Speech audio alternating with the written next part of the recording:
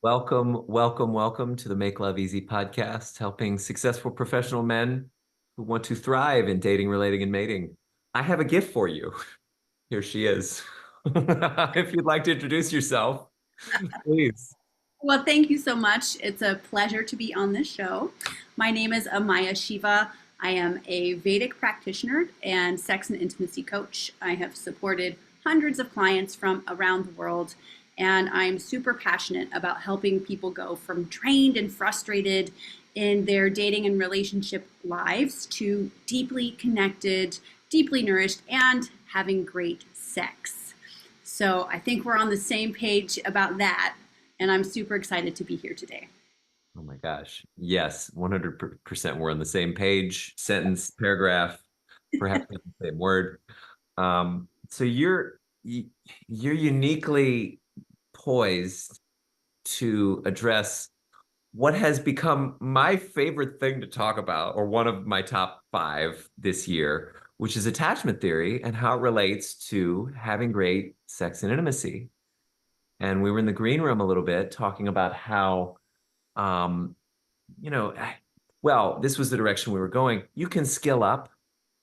You can, maybe stop using porn. You can, take great Ayurvedic supplements. But at the end of the day, your choice of partner and your experience of partnership and sexuality is going to be highly impacted by your attachment style and the trauma in your nervous system. So I love to be the biggest guinea pig. I see you're real excited. I'll just give you a real fun paved path to go into that. I have discerned myself as anxious attached. I have discerned my previous partners as of the past 10 years in four relationships as being avoidant attached. Now ask them, they might disagree, but ultimately the distinctions are for me. They're all for me to see how they relate to me, and how do I correct what was in me that chose those experiences and those partners. And I'm in a really great program currently with Damian Bowler, who you may or may not be aware of. He's been around attachment theory for 13 years. And as a woman, as a Vedic practitioner, I would love to hear your perspective on how do we get at the source of healing and really like balancing our attachment wounding so that we're choosing from our wholeness rather than from a hole, in us. Yes. So that is those are great questions, and I want to start with one subtle invitation, and something you said is how do I correct what was in me that made me choose those partners? But there's nothing wrong with you, and I just want to start there. And I like to think of it more like, well, what opportunities do I have to learn when my nervous system is dysregulated and I'm mistaking that for attraction and chemistry and potential compatibility for a person, right? So how familiar would you say, let me ask you this, how familiar are people in your audience with attachment styles?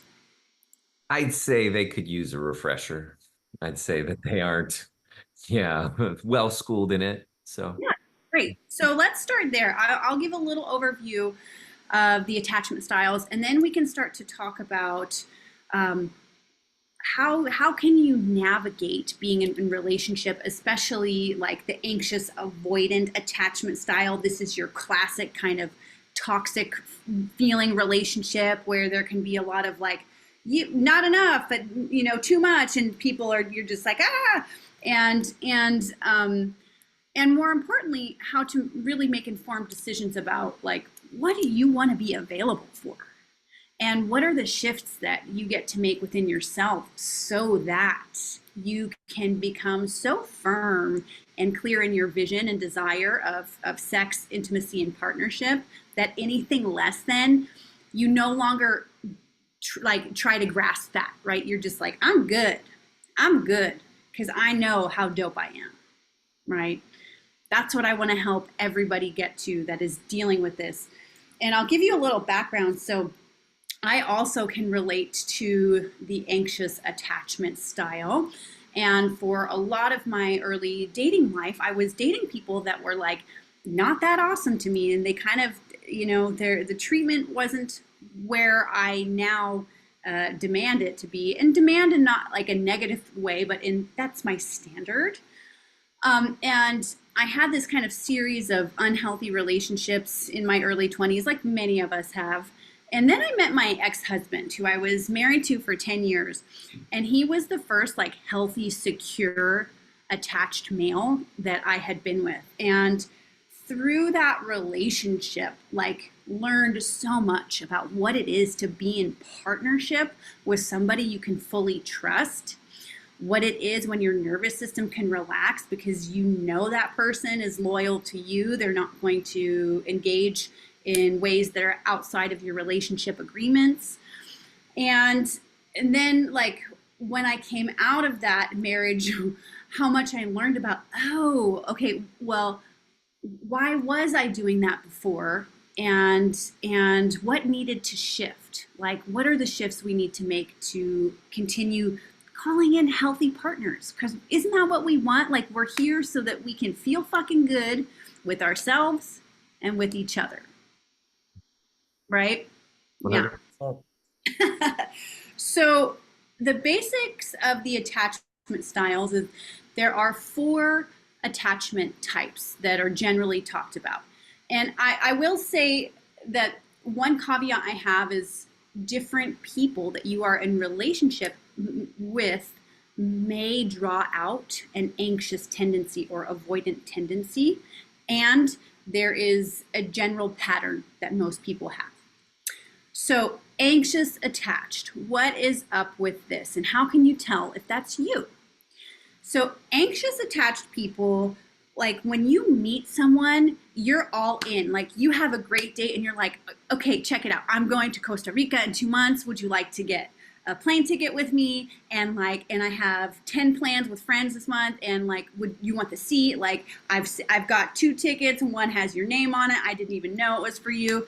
Like you're kind of all in, right? And very quickly, which is beautiful. Like it's a beautiful, optimistic view of partnership and relationship when it's coming from a place of abundance. Like when it's coming from a place of like, oh, this person is dope. This person is really meeting me where I want to be met. But when it's happening, when you're offering that to somebody who doesn't actually bring security and safety to your nervous system, right? This is where it becomes a problem. So anxious people are the ones, they need more feedback from their partner. Like you need more check-ins. You need more, hey, this relationship is secure. And the way you experience that is through checking on your partner. Yes. I want to add something in here that might be a little entertaining. I have absolutely no qualms with being like all in vulnerable. I'm an 8 of Hearts in Vedic astrology. I don't know that terminology. So love cards, epic system. And as an 8 of Hearts, my unique superpower is to nuke people with love, affection, attention, appreciation, and acknowledgement. And so uh, it's not exactly love bombing because it's from a genuine place and it's like real for me. It's as real for me as it is in the expression. And so what I have found is in past partnerships, that anxious attachment style manifested as leaning in, but giving a lot, which opened a space for reciprocation that then may have actually been coming from either new relationship energy or people pleasing later on. Like when the leaning back starts happening, or when, and this for me, anxious attachment only became a problem towards the end of a relationship, towards when, well, okay, it was a problem certain points during the relationship. Like the partner goes to a festival while we're polyamorous, and I'm like, well, I guess she's gone. Like my nervous system starts responding as if, oh, well, I just got to let her go because something's going to happen there and it's going to cause a rupture and it's over or something. And then telling her that and her leaning in a little bit more, like, great, that papered over the issue. But towards the end, like with all that investment of receiving and giving social and sexual nutrition, from the partner and seeing that it's going, like the clutching. That was what showed up actually earlier this year. Mm. And it was so painful and intense that I was like, what is this?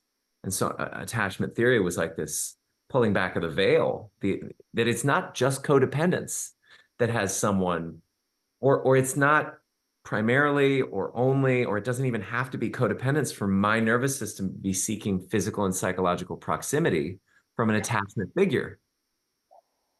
So all told, during that deconstruction period, that mutual leaning back, and then my nervous system still craving, I saw that my superpower of creating communion or connection that is in part potentially born of the anxious attached nervous system, it left me hungering for a reciprocation that Yeah. the other person wasn't actually available to do. Yeah. So I don't know where you want to go with that, but I just thought it'd be fun to add in. Yeah, no, and thank you so much for sharing that because I think what you just said, the hungering for reciprocation, right? That is a hallmark sign of an anxious attachment activation, right? Yeah, and the subtlety here is that I believe we train other people in how to treat us by how we treat ourselves. And that given the warmth, depth, and intensity and frequency of my capacity to give loving attention, it would train my partners to, for most of the time, respond and be responsive. But it was a little bit off balancing for them. Like they were responding not out of a holistically grounded spot where it's like, oh, this feels good for me to do, but it was feeling good in the moment during the honeymoon period with the new relationship energy being their reward.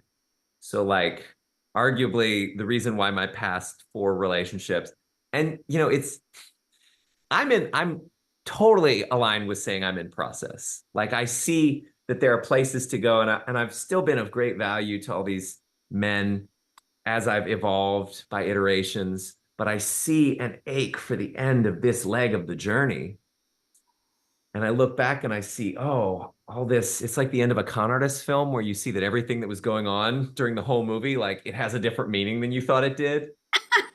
Yeah. Like, whoa. And this also happens at the end of my book because the joke was on me. It just took forever for me to realize it. Or that's not the best way of saying it because we ended on great terms and we learned from each other.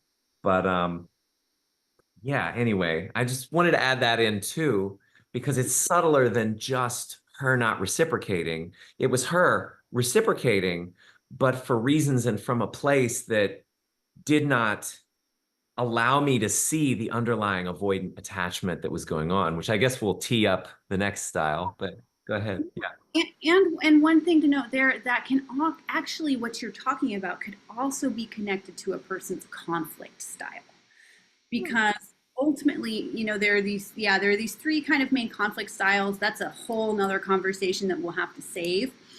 But what can activate detachment and moving away is when people are not understanding one another's conflict styles, and so their interpretation of a situation will lead them to pull away. How what you learned and were modeled as a child, and so many different factors at play here. So there's a really like comprehensive way to look at all of this, and it's super interesting and super fascinating, right? Now, when it comes to avoidantly attached people, here's something that's really interesting. Statistically, there are more avoidantly attached people in the dating pool. Yeah. 100%, right? And that was something, I was in monogamous relationships for 20 years straight, really, until the last couple years where I started to date more. And I was like, well, this is what is happening. And then, I was like, oh, yeah, right, of course. It's that there's more of them out there. Like, they're the ones that if you are an app user, you're like, I have been seeing the same person for 2 years. Like, and here's the thing, securely attached people get in relationship and they stay in relationship. So there's less of them out there. Now, does that mean that you cannot make it work with people who may have avoidant tendencies? No, you can, and they have to be willing to do the work to meet you. So classic avoidant, right? Classic avoidant is somebody who's like they this is interesting. In our conscious community, you hear a lot of talk about I want my king or my queen. And I've actually found that this is a classic avoidant strategy, right? It is idolizing this one perfect person that exists out there and everybody else is getting compared.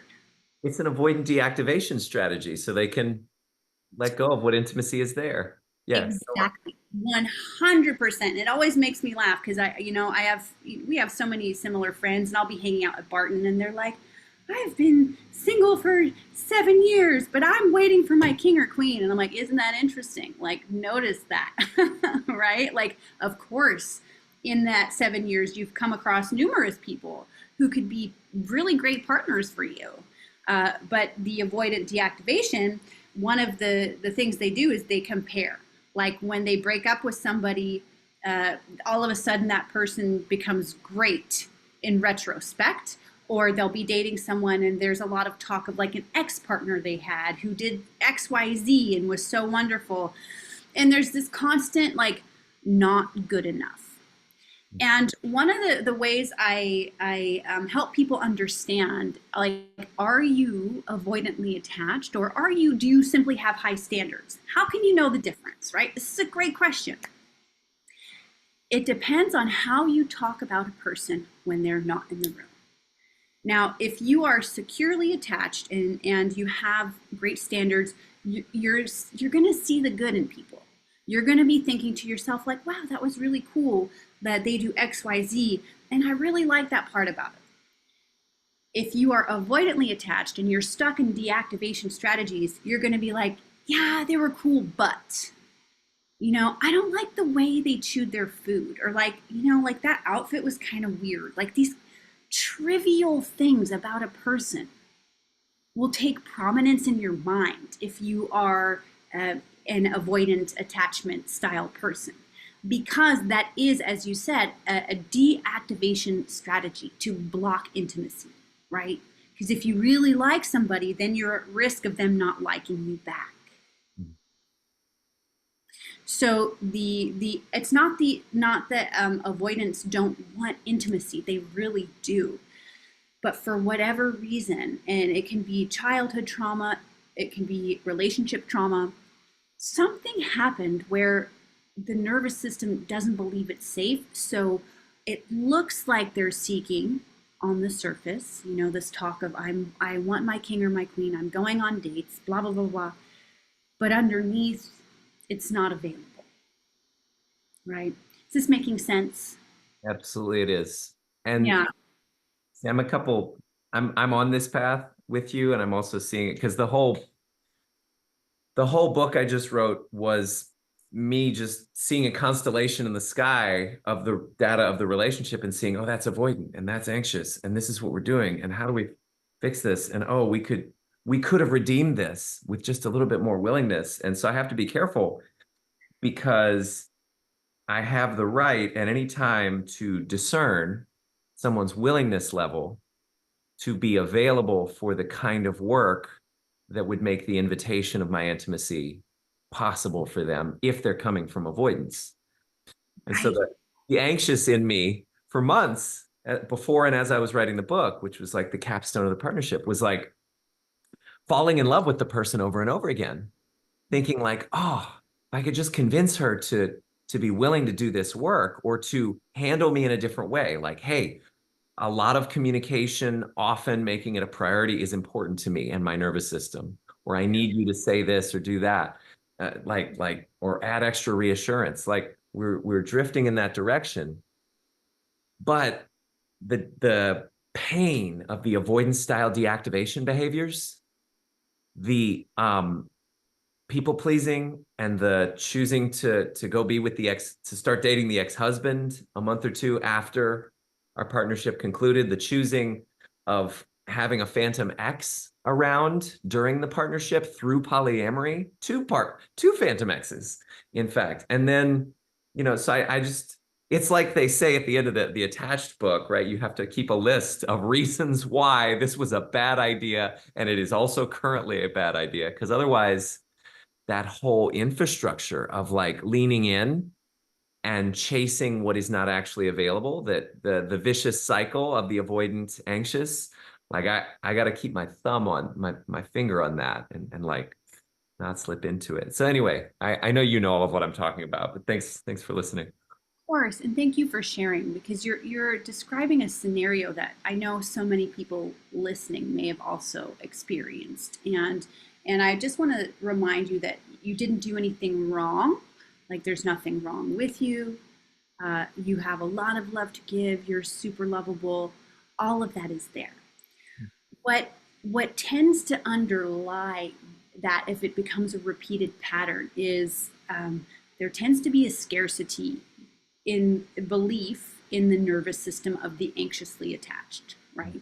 Like you kind of feel like your nervous system is like, this is the only one. We must make this work, right? And here's the difference between anxious attached and securely attached people.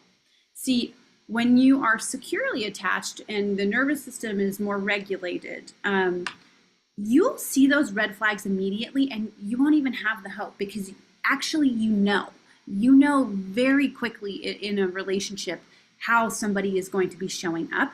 And secure people will tend to have a filter for that in a different way, right, than anxious or avoidant people. Avoidant people are just not making things stick. So avoidant people and avoidant people are never going to get together. There's not enough glue, right? They're both like, yeah, I'll text you in 5 days. Yeah, I'll text you back in 5 more. And then it's like, they just totally drift apart, Yep. I right? I've also experienced there's been a certain variety of domestication is really what it was. Being with so many avoidant attached people, because it goes back beyond my past 4 relationships. Like I started to take on mirroring their behaviors in order to insulate myself from the pain of being with myself, wanting more than they were willing to give, Right. which led to putting them at ease early on. Like, oh, yeah, I'm just like you, when really I'm not. So, And actually what you were doing is also a bid. Like anxious attached people will do that. They'll kind of mirror the other person, but there's an underlying, well, you're not meeting my needs, so I'm going to do the same thing to you. Like that tends to be a feeling, and I'm not saying that was yours, but you'll see that often. And in anxious attached people, like they respond, they have angry outbursts, they kind of like hold everything in. You'll be laying in bed and then all of a sudden they're yelling at you or you're yelling at your partner. Like I used to do that. Like and my partner was like, what in the actual fuck, this is like out of nowhere. But it wasn't, because in my anxiously attached mind I had a whole checklist of ways in which I wasn't being acknowledged and then would explode. yeah. Yeah. I know the exact feeling. Right. And so what I've learned to do now through lots and lots of nervous system regulation work and inner child work and in healing trauma and getting comfortable with myself and my needs and knowing that I'm worthy of having them met is like just it's continued practice about speaking into it and doing it right from the beginning. Right from the beginning. Like now, before I even go on a date, I'm like, I just want you to know I expect and desire the man to pay for everything because I'm in receivership right now. And I say that not to put you under any obligation, but because this is what I want to create in my life. So if that feels aligned, like, cool, let's go. And if it doesn't, I respect you and where you are, right? Like getting so clear on those things in the beginning. And it does mean that you say no more often because, again, as we know, statistically, who's showing up? It's Oh, the single avoidance. yeah. And anxious people who haven't found their person yet, right? I mean, yeah. Yeah, yeah. So that's kind of those that's the anxious and avoidant, and then the secure person I touched on a little bit. They're available. There's a different view of partnership. I think that's less.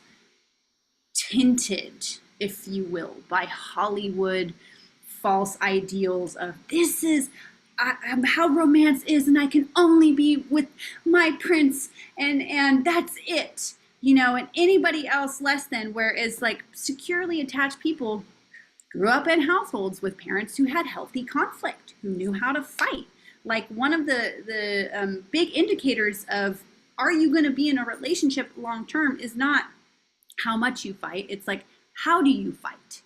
And one of the things that if you're into the Gottmans, they're these wonderful researchers, right, from University of Washington.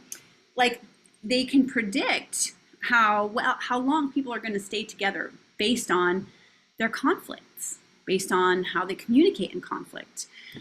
And it's okay to be angry. And I'm saying this like don't be abusive, but it's okay to experience anger and have spicy conversations, right? Being willing to do that. And that's secure, like being willing to take a stand for your needs and also listen to someone else and be like, yeah, I get that. Okay, sure. And like, I'm having this experience. So secure people are like, they can take any form. And I think often when we hear secure attachment, we picture a certain kind of person. But you can be securely attached 27-year-old virgin introvert scientist nerd, 100%. And you can be a securely attached rock star who's got hundreds of thousands of fans. And you can be a securely attached, coach or entrepreneur. It has many forms. So don't think that it's just a certain kind of lifestyle or person or career, right? Open your mind to what securely attached looks like. And then lastly, we've got the anxious avoidant. This disorganized is another word for it. And those are people who experience a cross between anxious attachment style and avoidant attachment style. Yeah, I love, just to interject, I love in the strange situation experiment, right? The child that's disorganized or avoidant anxious, they they don't appear to have any reaction to mommy disappearing.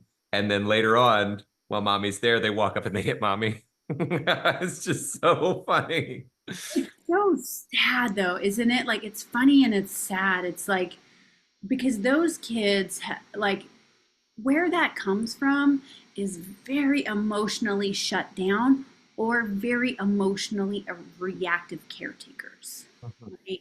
And Yeah. I grew up with a very shut down caretaker, very good heart, but emotionally just no co-regulation. Nobody taught me how to do that. And I know many people listening are the same. Like we are the generation that is like doing the work in public. And thank God, Mhm. right? Like thank God we get to have these conversations now.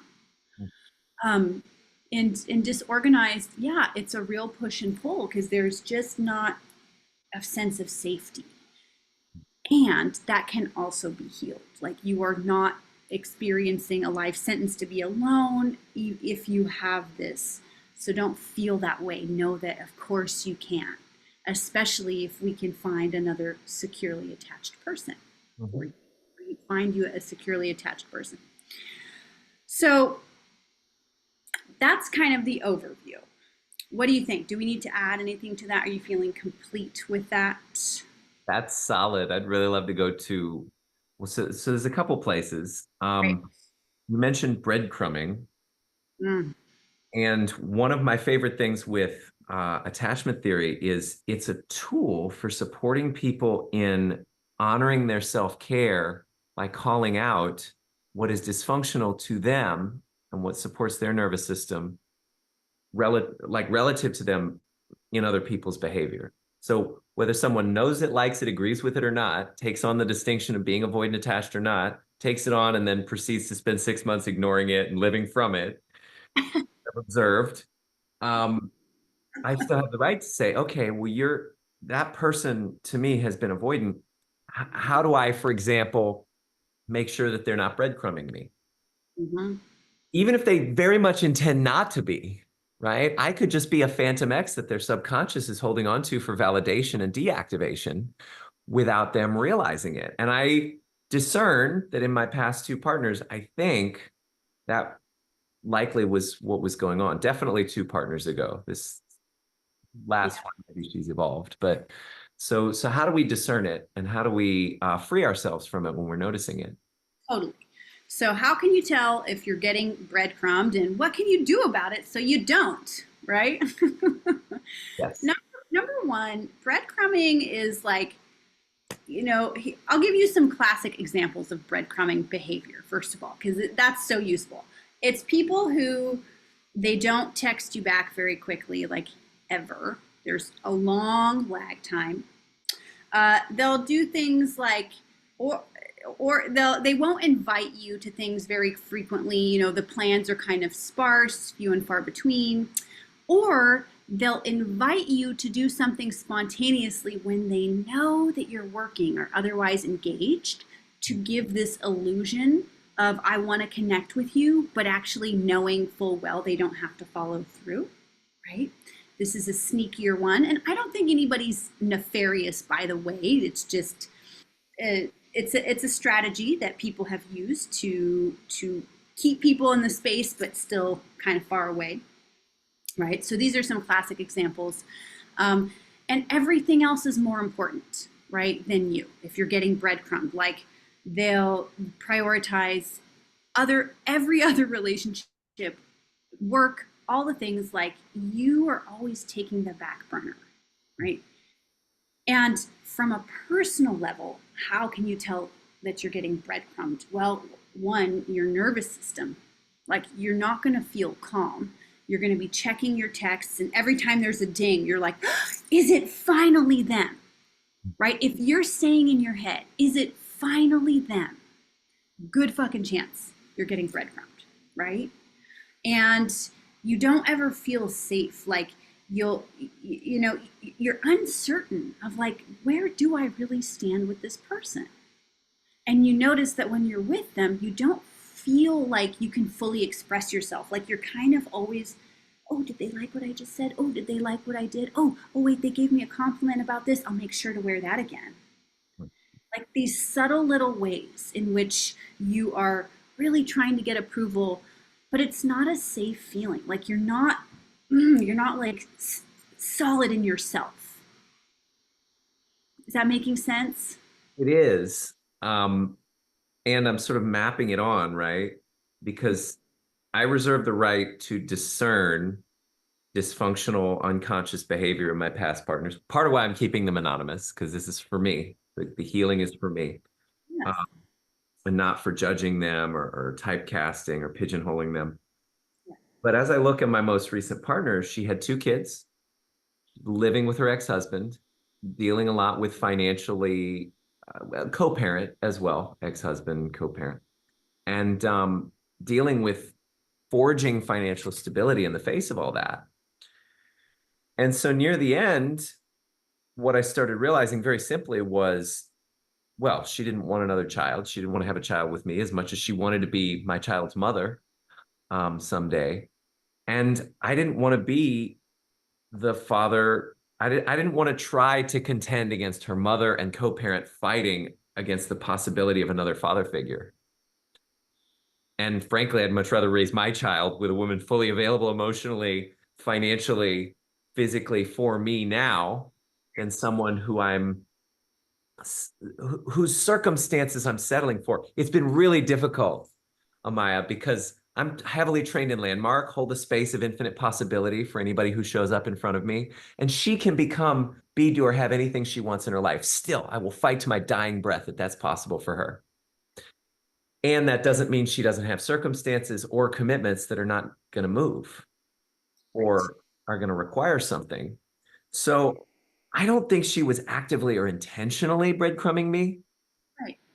but near the end, there was definitely the pins and needles experience that you're pointing to, and the oh, she's finally texted me, and the like few and far in between communications.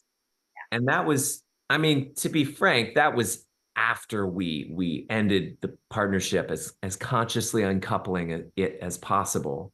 So it was really just me projecting into the space and expecting and hoping for more than I think what it was reasonable for me to assume. And but that was at the same time that I was fighting for whatever shreds of friendship we could forge until we went on 6 months of no communication, because it was like, nope, we're not actually able to do that from where we've been. We get to go do our own thing. So I don't know if you have any recommendations on all of that, or if you just want to go deeper into breadcrumbing. And I Yeah, want to make sure we have time for our Ayurveda specialties too. yeah, yeah. Well, here's the thing. You know, at the end of the day, the real reason that all of us experience breadcrumbing is that we allow it. Hmm. And what I always get curious about is once you have expressed your needs to a partner and they've shown they're not showing up in that way, why am I still sticking around? Why are you still sticking around?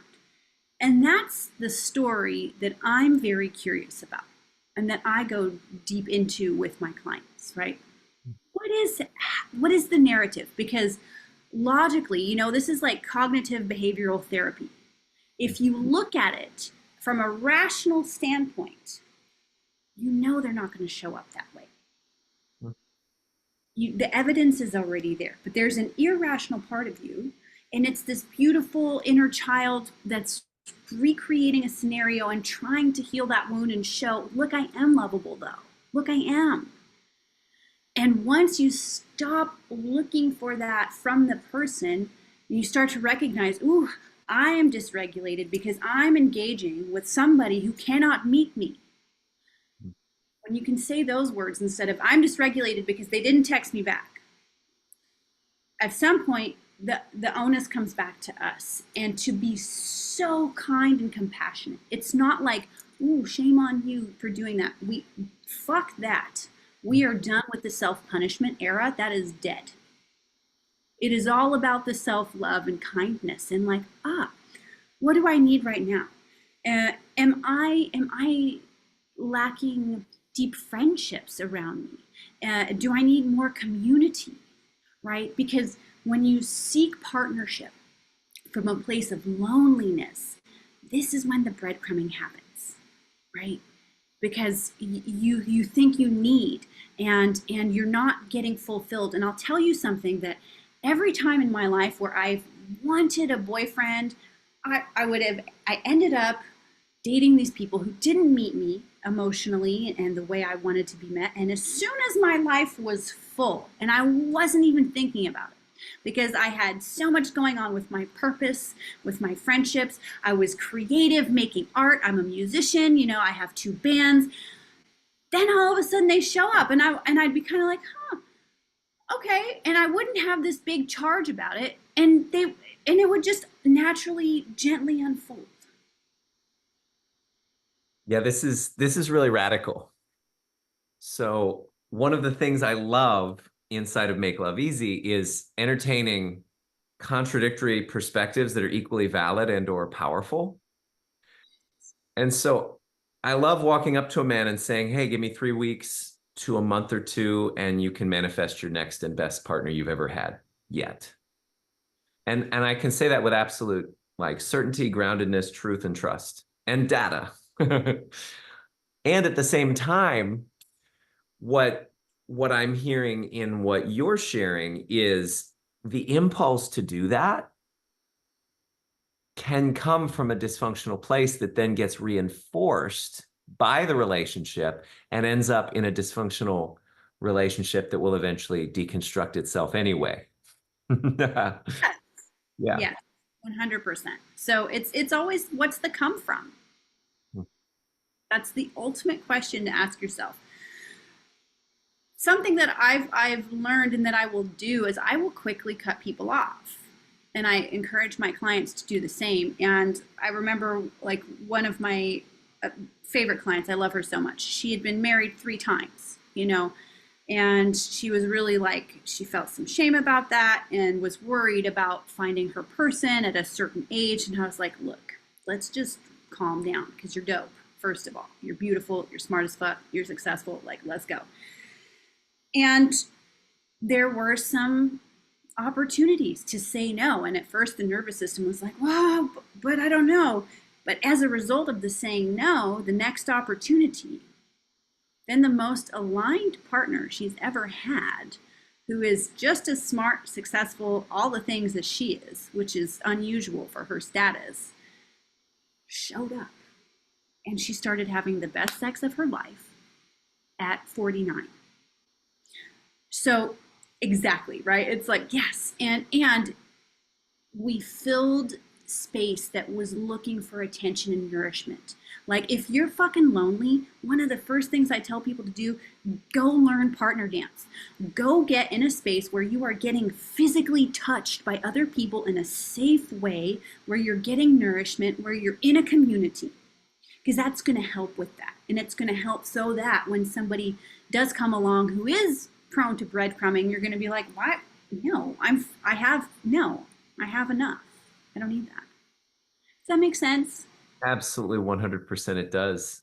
And one of my relationship coaches recently, he said the whatever you start the narrative arc of your relationship with has to be woven into the narrative of it and dealt with. It's like karma. So if there's loneliness leading to a choice of a casual sex partner who then upgrades to polyamory, upgrades to monogamy, like that loneliness was at the root of the original choice anyway. Yep. Oh, sorry. It's all right. And so, you know, I have, what is it? Be congruent with your own medicine, practice what you preach. So I've looked at where have I actually taken on that avoidant style of holding on to phantom exes, even through a text every 6 months or something, and started to cut them off and say, hey, I can't communicate with you in this way anymore. I see now that I was using you for validation and deactivation, sorry. And I think we should call this remember you're dope as fuck because Yes. yeah.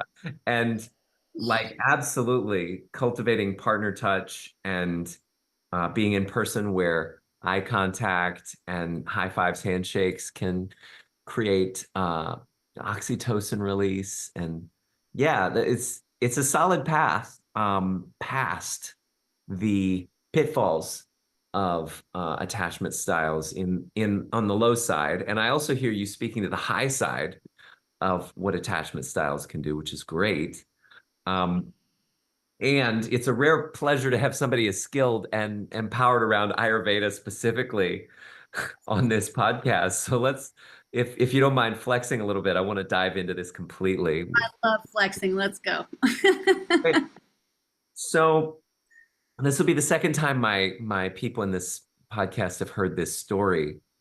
Um, I have found that sex is easier to slip into, even outside of intending a choice, when I load up my system with stuff like ashwagandha and gokshura and even mucuna and saw palmetto berry. And so like it's not just telling our people what can benefit them, right? But it's telling people how to integrate Ayurvedic supplements in a balanced way into their life. And so, as an example, I was high on ashwagandha. My partner was ovulating. We had just decided to start being just friends, but we were super horny for each other. And that was a contributing factor. Because actually, it was freaking Ayurvedic superfood popcorn. It's the coolest. I had mainlined it. And then we end up having sex on a bench in Zilker Park. And Fun. yeah, and it was fun in the moment. And then a couple days later, she's like, "Hey, that violated our container of our new friendship and no sex. And as fun as it was, I don't believe I can trust you." And that was what led to the avalanche of avoidance style attachment behaviors actually coming to the fore. Was like, all right, now I've got to keep love at arm's length even in the space of our container of friendship. So I look back and I think, okay, if I'd been able to handle, because there are certain formulations that are really well made. I love Banyan Botanicals Men's Support, for example, that when I take that, I don't feel just horny. I feel motivated and inspired. Mhm. So another reason why I take shatavari, because there's less of a hard edge the way that you get that one might get with maca or gokshura. Like, oh, strong like bull, ready to fight. So Yes. to speak. Yeah. And yeah, so that there seems to be an intelligence to Mm. these things, but also there seems to be a need for me to apply my intelligence in handling and managing my use of them. If I don't want to run aground on being hornier in my nervous system, for example, than is actually healthy for me. Does that make sense? 100% makes total sense. And so I'll tell you a few things about the Ayurvedic perspective on sex, right? So my background, for those who don't know, because I haven't shared that, I studied with the most famous Ayurvedic physician in the United States, Dr. Basant Lad. I've also completed 2 research projects investigating the impacts of Ayurvedic herbs in partnership with Los Alamos National Labs, which is where the nuclear bomb was developed and a bunch of other stuff. So just to give you some of my expertise and background so that you know I know what I'm talking about. And as we age, the Ayurvedic perspective says it is good to have less sex than when you are older. And there are certain seasons in which more sex is encouraged. Like, let me ask you this. What do you think? Do you think it's better to have more sex in the summer or more sex in the winter? I've got all these 1950s songs crowding my head about like keep me warm as it's cold outside. So probably summer though, if I had to guess. I think your first instinct was taking you down the right road. Okay. Yeah. Yeah. And here's why. In the summer, especially in a place like Texas, like you're weaker because your body is doing so much work staying cool. It's easier for birth to take place summer and fall, and the babies. Well, anyway, Ayurveda is wise. Please continue. Ayurveda is wise. So, like, summer is the time to get you a partner and cozy up, and when you can really expend more semen, especially as a man, because that is an energy intensive production for your body, right? Now, how can you use these herbs intelligently, as so that you're not getting like too overwhelmed, too ramped up, but you're still getting some of the benefit? One way you can do that is you can use it ad libitum, right, as needed. You can actually, when you know you're going to have sex or after sex, you can make a decoction of like milk or just boil it a little bit, heat it up so it becomes digestible, and then have a half a teaspoon of ashwagandha after. This is a really great thing to do to maintain what we call ojas, that deeper immunity, right? Now, there's a difference between maintenance and like boosting, right? So if we're talking about maintenance, I'd really ask like the question of like, well, is your sex drive appropriate for your age, for your health, and for this season? So I look at those things first before I start recommending things to people, right? And once we've established that timeline, then you can get more into like how much of this should I take? Because really the answer is always it depends. Yeah. This is why I'm a biohacker and not a health coach. Like, Right. or an Ayurvedic specialist, because I can tell people this will make you feel good. Yeah. You can't necessarily be responsible for the whole downstream series of impacts of them experimenting on their own. I can just say, see what, like, learn through practice what it does. 100%. And if somebody really desires that, as a competent facilitator, we always have people we refer to. I can't hold the space for all knowledge in the world, nor can you, nor should you. You don't have to. So if people really need support, like their deeper low libido issues, ED, for men who have had prostate surgery and dealing with navigating that temporary loss of erectile function, there are things that can be done, So right? this, go ahead. If you had more, no? Okay. No. So the herbs that you are specifically looking at, gokshura, the tribulus terrestris, that's horny goat weed. That is literally the stuff that they sell at the gas station in these packets. When they're like, get it on tonight, and it's like all fluorescent colors and shit like that. But this is slightly higher quality. Banyan Botanicals is probably, better than. Oh, Banyan is great. That's a company who I highly recommend. They're a B corporation. I know them personally, all the founders, through my time in New Mexico, and really recommend their products. And I recommend my own products as well, of course, which my company is called Siddha Labs, and maybe we can drop a link somewhere. Shatavari is a classic female rejuvenative. That doesn't mean you cannot use it, but what it translates to is she who has 100 husbands. Yeah, when I first started dating my last partner, I made cookies with shatavari, gokshura, and ashwagandha, and yeah, they I, work. I want to acknowledge your correct pronunciation of Shatavari. Thank you. You're Most welcome. people say it Shatavari, and it's like painful. So beautiful pronunciation. My pleasure. Yeah. Yes.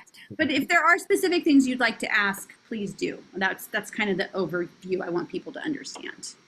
Yeah. So I recommended Makuna pruriens. Atmagupta. Mhm. What's what? The Sanskrit is Atmagupta. Oh wow, I've never heard that one before. That's exciting. Atma Gupta? Yeah, Is that- perfect. Wow, so that's Atma. Hmm. As in Atma. Atman. The Uh, or no, it's a different root. Okay. I obviously am not a Sanskrit teacher either. Um but okay, so I recommended it to my brother and he loved it. mhm. And he eventually found that it was disbalancing. It's Rajasic. Well, it's so intense in its capacity for raising one's mood. And so I've experienced this many times where I'll be in a good flow with it and I'll take it once a day as it's better if it's part of someone else's formulation, I think, because then there's a harmonization. Um, but yeah, and then I'll go off for the weekend, right? It's good supplement practices to pulse. You take it and then you take it off. Then you come back to tonify the system to expect it, not lean on it, not have it as a crutch. Right. Um, but I would have a serious depletion of dopamine, and even to the point of like depression. And I'd be like, what's going on here? I mean, it's the best replacement for freaking Ritalin that I've ever had as someone who used to be on pharmaceuticals. But I've been scared to touch it lately because of that sharp drop off. So I'm Yeah. curious if you have any recommendations on that because I'm sure my men would love an integrated like sexual capacity, like uh, Mhm. raised up sexual and performance capacity. A lot of my men are entrepreneurs Yeah. Yeah. or high performers. So yeah. Totally. Well, I have actually created a libido enhancer called Lust. And what's it has the tribulus in it, it has shatavari in it, it has some other herbs, anantamul. And I love this formula. It's good for men and women, but the gokshura, like especially, is great for prostate health. And it's one of those things where you take it, like you kind of build up, and then you get to this place where you're good, and then you can just kind of, as needed, use it. I hear what you're pointing to. That's really great because I definitely have the experience from time to time of taking these types of things. And then I hit a plateau where my capacity and really my sexual latency and responsiveness is like it's heightened. So I'll see someone beautiful in public and I'll get turned on in a way that maybe wasn't available previously. And the tricky part, speaking to my men right now in dating, is that yes, what a woman wants is your authentic expression of sex. And yes, you can use these things to heighten your body, your nervous system's sexual perceptiveness, like your responsiveness to her sexual polarity.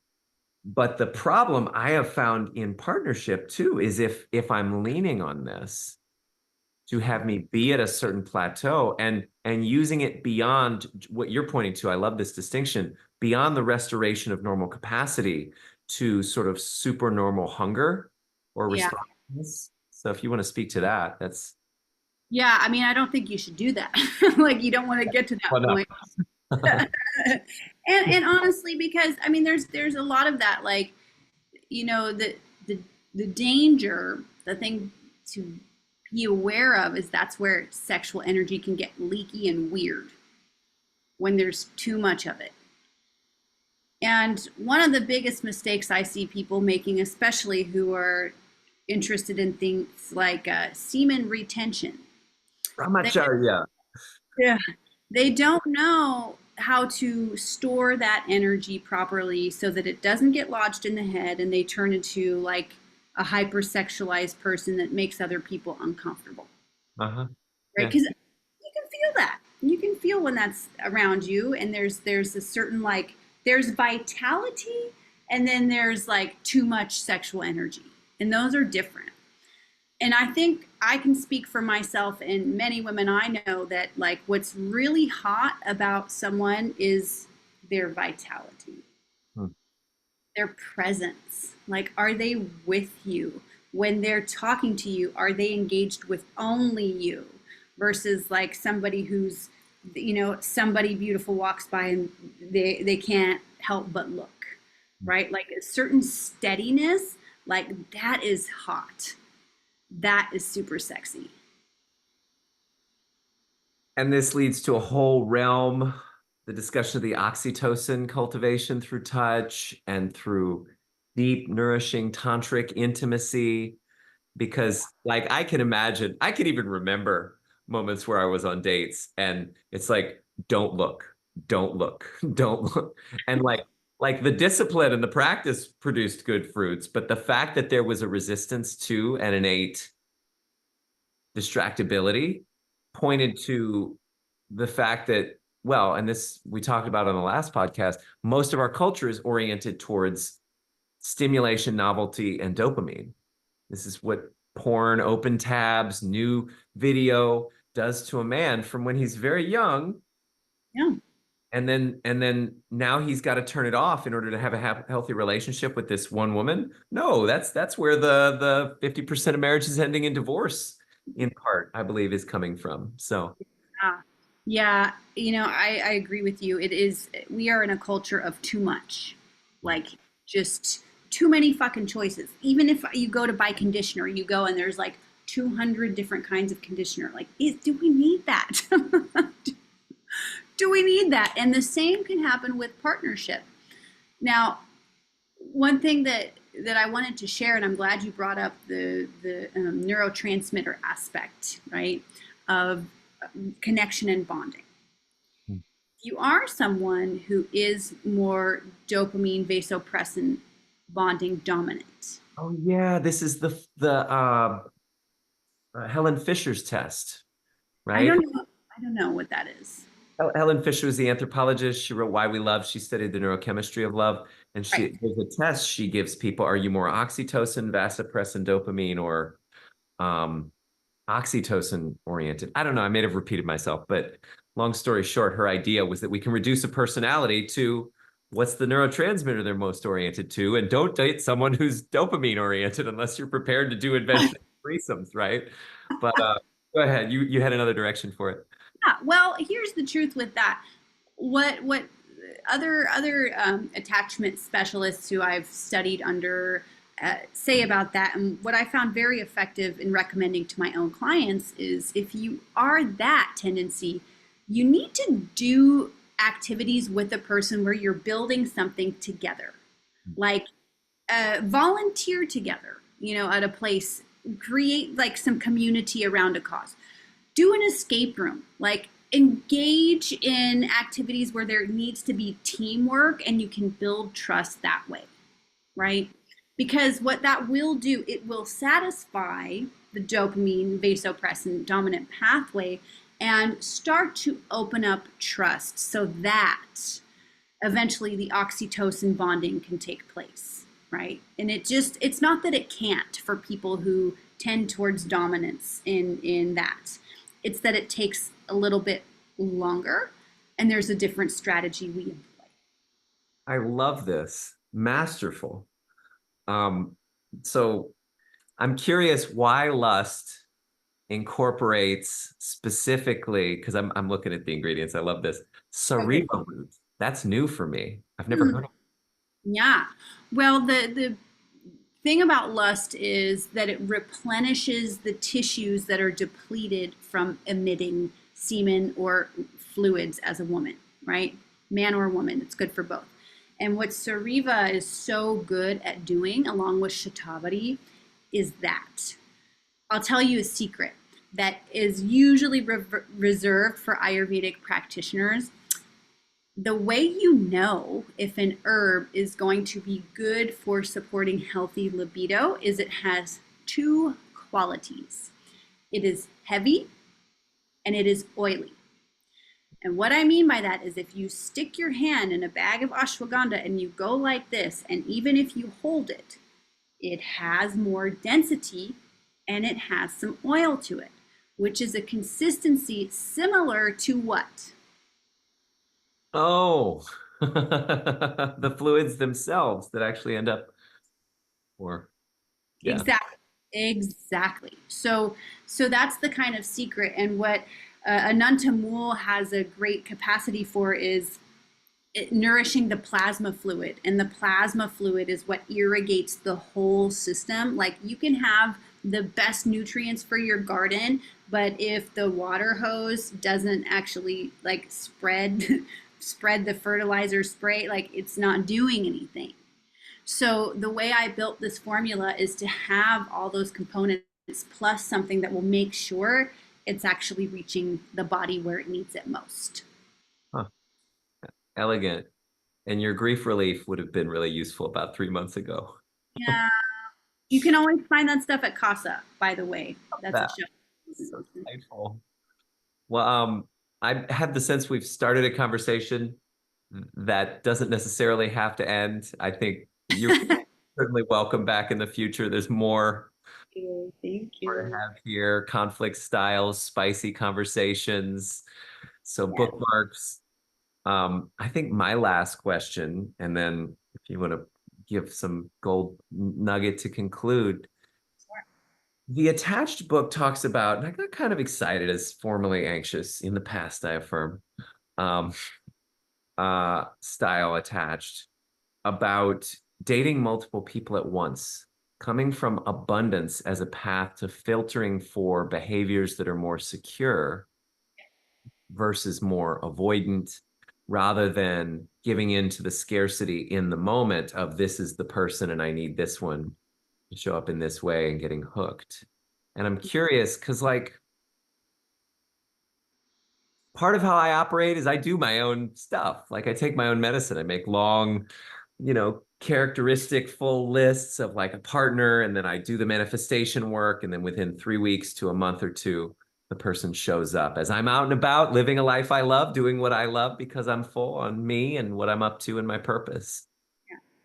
And at the same time, this is the first time in 10 years, I've done 6 straight months of no dates, no sex with another person, and no relationship.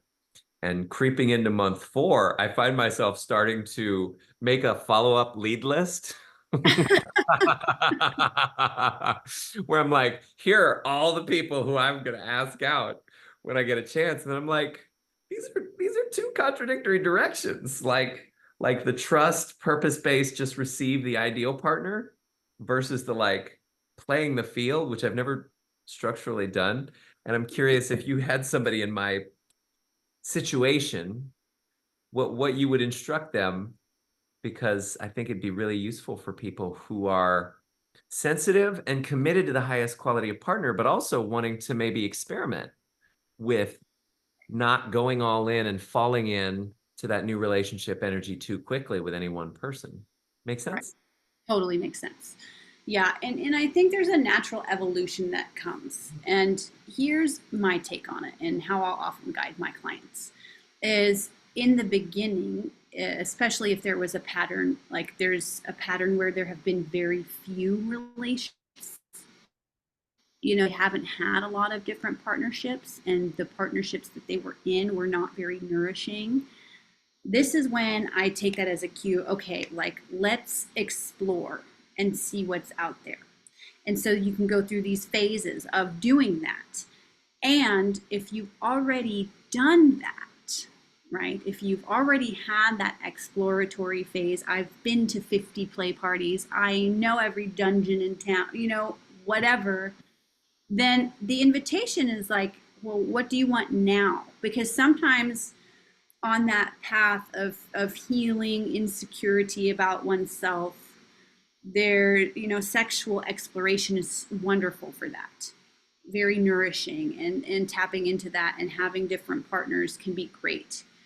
And again, it also depends on the come from. And I would ask you that, like, well, what is your come from? Is your come from that you want to date all these people because you're worried about getting attached from a place of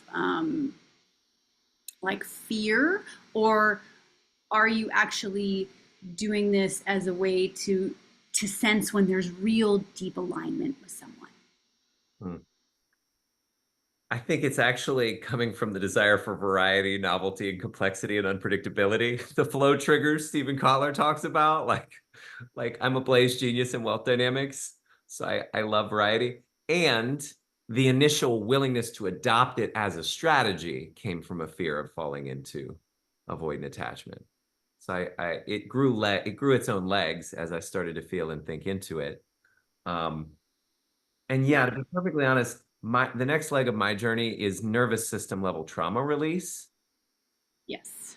because I think that's ultimately where the attachment styles get formed and are facilitated and being maintained. Is if I've got something in my body that my thoughts, thinking, and mindset stuff can't touch, like it's biasing all of the mindset, choice of strategy, tactics, behaviors in ways that I can't account for or manage until and unless I clear the slate, right? And I think probably that feeds directly into what do you do that could serve our people inside of these spaces, and how do they find more of you? Yeah, great. Thank you for asking that.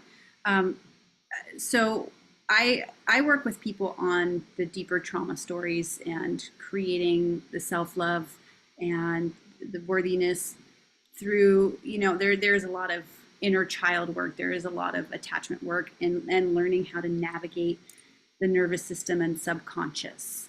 And I love doing that work. And if you want to find me, you can find me at amayashiva.com. There was something that I wanted to add when you were saying that, and give me a second. I need to remember it because it was really important and it slipped my mind. Um,